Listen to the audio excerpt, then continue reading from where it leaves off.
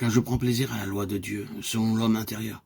Mais je vois dans mes membres une autre loi qui lutte contre la loi de mon entendement et qui me rend captif de la loi du péché qui est dans mes membres. Romains 7, 22, 23. Car la chair a des désirs contraires à ceux de l'esprit, et l'esprit en a de contraires à ceux de la chair. Ils sont opposés entre eux afin que vous ne fassiez point ce que vous voudriez. Galates 5, 17. C'est une lutte incessante. Il y a deux forces absolument contraires qui se disputent le cœur du croyant. Il y a deux natures, la nature divine et la nature charnelle, qui se livrent une bataille mortelle. Quelquefois, la nature spirituelle a la victoire. Mais le croyant ne possède qu'une joie, une paix éphémère. Le plus souvent, la nature charnelle domine et arrête l'épanouissement de la vie intérieure. Un ami m'a raconté le fait suivant. Jacques, son petit-neveu qui avait 6 ans, se sauvait souvent dans la rue. Sa mère menaçait de le punir s'il recommençait.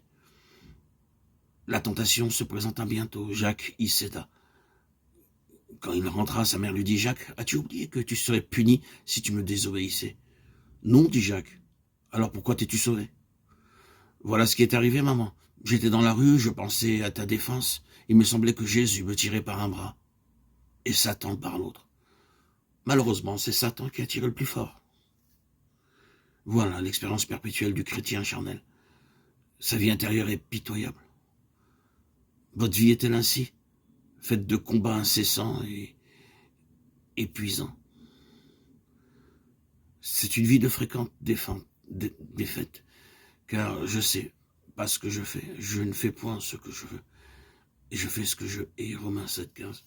Car je ne fais pas le bien que je veux, je fais le mal que je ne veux pas. Romains 7, 19. Le chapitre 7 de l'Épître aux Romains est une biographie spirituelle, sans doute celle de Paul, à un moment donné de sa vie. Mais n'est-ce pas aussi la vôtre? La mienne? On y voit un homme qui s'efforce sincèrement de vivre une vie sainte. Cet homme subit de telles défaites qu'il pousse ce cri de désespoir. Misérable que je suis, qui me délivrera du corps de cette mort? Romains 7, 24. Qui d'entre nous n'a jamais dit cela? Au commencement d'une journée, d'une nouvelle année, nous avons pris de bonnes résolutions.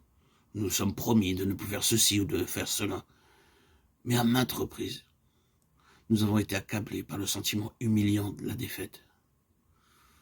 Nous n'avons pas fait ce que nous avions fermement l'intention de faire. Nous avons commis à nouveau des actes dont nous nous étions sérieusement repentis. Le souvenir de nos péchés et de nos manquements nous hante et nous prive de sommeil. Nous avons été de mauvaise humeur, orgueilleux, égoïstes, aussi souvent cette année que l'année dernière. Nous avons continué à négliger la lecture de la Bible et de la prière. Et nous n'avons pas, plus qu'autrefois, l'amour des âmes. Ce n'est pourtant pas que nous manquions de bonne volonté.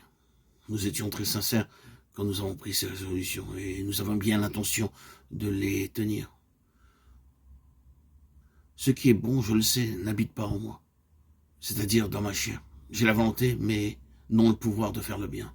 Romains 7, 18. Tout chrétien peut être victorieux, s'il le veut. Car après avoir fait l'expérience exprimée dans Romains 7, il doit faire celle dont l'apôtre parle dans Romains 8. Connaissez-vous cette victoire?